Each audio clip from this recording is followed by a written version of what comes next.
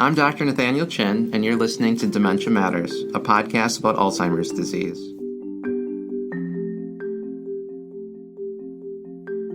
Dementia Matters is a production of the Wisconsin Alzheimer's Disease Research Center. Our goal is to educate listeners on the latest news in Alzheimer's disease research and caregiver strategies. Thanks for joining us. Welcome back to Dementia Matters. I'm here with Dr. Robert Przybelski, Associate Professor in the Department of Medicine. Dr. P, as he is known at UW, is a geriatrician with UW Health. He provides memory care for older adults and has done so for the past 3 decades. Dr. P is the director of the Geriatric Memory Program as well as a falls specialist. He has master's degrees in biology and systems management, a fellowship in memory research, and was the medical director for the Army's Neuroscience Laboratory. Today, I have asked Dr. Przybelski to join us so we can discuss a recent study he conducted on vitamin deficiencies in patients being evaluated in the UW Geriatric Memory Clinic. Dr. Przybelski, thank you for being here. Hi, Nate. I'm really honored to be on the show and tell you about some very interesting work that we did. So let's get right to it.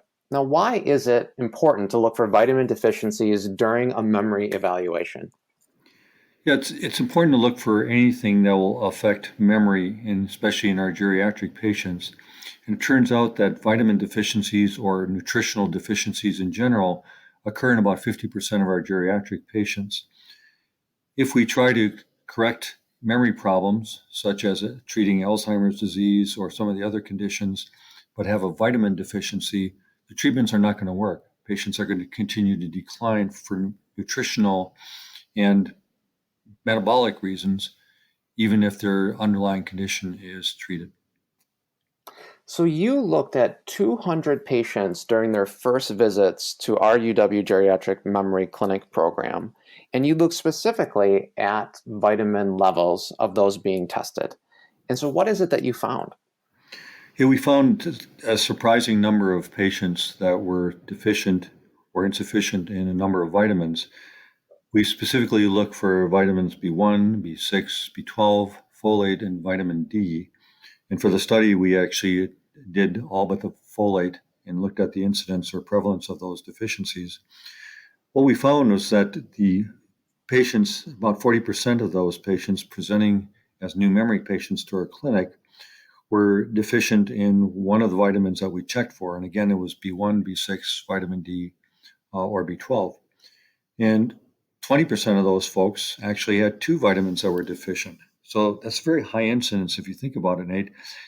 For all the labs that we do, all the blood tests that we do, to have even a 5% incidence of an abnormality is pretty unusual. And here we're talking up to 40% of these folks having deficiencies. So besides the vitamin D and B6 findings, we found that the B12, which is most commonly tested for, there was only a 16% prevalence of that deficiency, whereas the B6 that we seldom test for, if ever, had a 37% prevalence of a deficiency.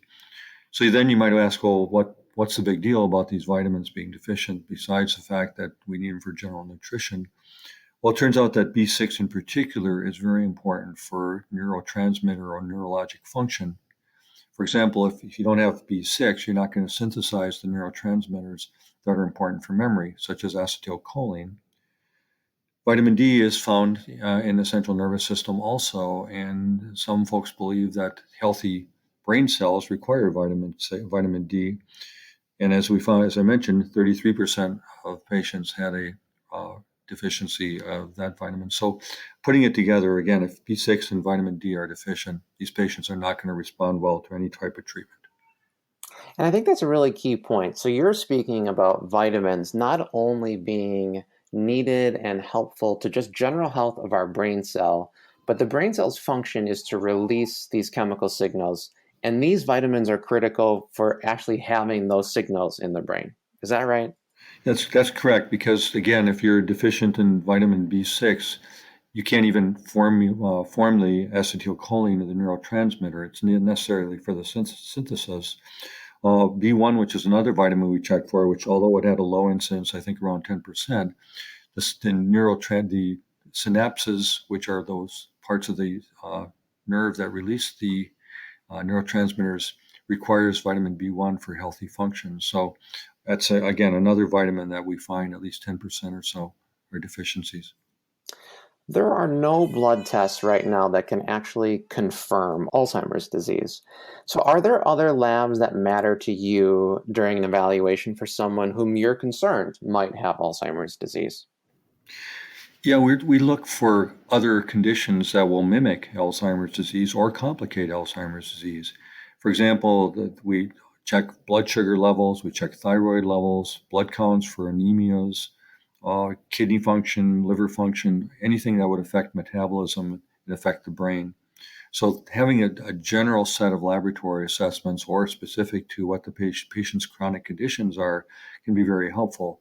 Another one is cholesterol levels, because there's often a vascular component to the dementia that will complicate Alzheimer's disease. And if the cholesterol is not well controlled, that vascular component will advance. So, it's pretty fair to say that a true full memory evaluation does require quite a bit of laboratory studies. Certainly a directed set of laboratory assessments. In other words, not everything under the sun as some people read about, or they come into the memory clinic wanting about 100 different tests. No, just specific laboratory tests to chronic medical conditions, again, such as diabetes, thyroid problems, hyperlipidemia. I think labs directed to those, as well as I said, the vitamin deficiencies. And so identifying deficiency is important, and the treatment is usually pretty benign, which would include supplements and perhaps some dietary changes. Is there a difference between normal lab levels and optimal levels? Yes, I think our providers, our physicians and nurse practitioners and so forth, are somewhat confused about that. Normal levels just mean that within a population, the numbers range between a low number and a high number across, let's say, the last 1,000 people that were tested. Those may be the normal levels in that population, but that's not necessarily the healthy level. As a rule of thumb, I shoot for somewhere in the mid-range of that normal level as probably being a healthy level. For example, B12 is a good example in that the normal range might be between 200 and 800, whereas patients below 400 can actually have symptoms of B12 deficiency. Therefore, I would use 400 as my lower limit of normal.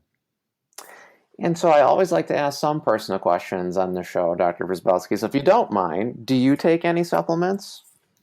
I take vitamin D and also vitamin C, especially with the pandemic. I take a B complex, but B complex vitamins are good for sort of maintaining or sustaining. But that's about it. Just, I guess, a vitamin C, vitamin D, and a B complex. But then you also mentioned that these vitamin levels are in essence related to nutrition and perhaps then the foods that we eat. So do you have a specific type of diet that you think favors overall brain health? I would say the Mediterranean diet is probably a good one, or at least to approximate the Mediterranean diet, which is heavy in vegetables, fruits, low in fats. I think that's probably about the healthiest diet out there. And I'd like to end by really highlighting how much different and important this kind of study is in the world of Alzheimer's or just memory research. So this study, which is very important, was based on data from our UW Geriatric Memory Clinic. So these are not participants involved, but rather our patients. And so why is that important when it comes to real world studies? Yeah, I think that's a good point. These are patients that walked into the clinic basically off the street or out of their doctor's offices, not selected in any way for research, not screened for research. They are real world folks, and finding this amount of vitamin deficiency in real world patients, I think, makes it relevant to our physicians and nurses. Well, with that, I'd really like to thank you for being on the show, Dr. Przybelski, and I do hope to have you on in the future. Sounds good. Please subscribe to Dementia Matters on Apple Podcasts, Spotify, Podbean, or wherever you get your podcasts. And rate us on your favorite podcast app. It helps other people find our show and lets us know how we're doing. Dementia Matters is brought to you by the Wisconsin Alzheimer's Disease Research Center. The Wisconsin Alzheimer's Disease Research Center combines academic, clinical, and research expertise from the University of Wisconsin School of Medicine and Public Health and the Geriatric Research Education and Clinical Center of the William S. Middleton Memorial Veterans Hospital in Madison, Wisconsin. It receives funding from private university, state, and national sources, including a grant from the National Institutes of Health for Alzheimer's Disease Centers. This episode was produced by Rebecca Wasilewski and edited by Bashir Adine. Our musical jingle is Cases to Rest by Blue Dot Sessions. Check out our website at adrc.wisc.edu. That's adrc.wisc.edu. You can also follow us on Twitter and Facebook.